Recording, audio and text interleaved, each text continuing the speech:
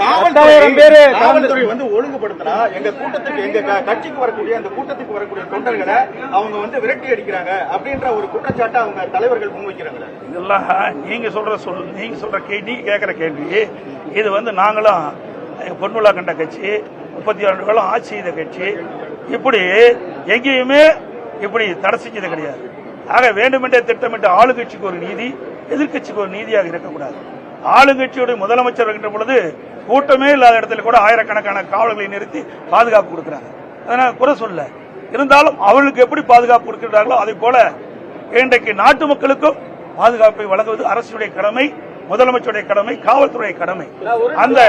அந்த கடமையில் இருந்து அவர்கள் தவறிவிட்டார்கள். அதனால் இந்த உயிரிழப்பு ஏற்பட்டது. ஒரு நபர் கமிச்சு அமைச்சிருக்கிறாங்க. இவ்வளவு வேகமா துரிதமா இந்த ஒரு நபர் கமிஷன் அமைப்பதில் என்ன நோக்கம் எனக்கு தெரியல. அமைச்சிருக்கிறாங்க. இப்ப நான் வந்து நேற்றைய தினம் சென்னைக்கு போயிருந்தேன்.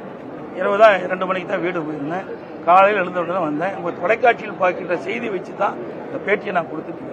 அது மட்டும் இல்ல, நான் வருகின்ற பொழுது கிடைக்கப்பட்ட தகவல் விஜய் அவர்கள் அந்த கூட்டத்தில் பேசிட்டு இருக்கும் போது இடையில் ஆம்புலன்ஸ் வருது. அப்ப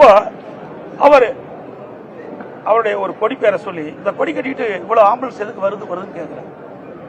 இதெல்லாம் மிகப்பெரிய சந்தேகத்தை எழுப்புகிறது.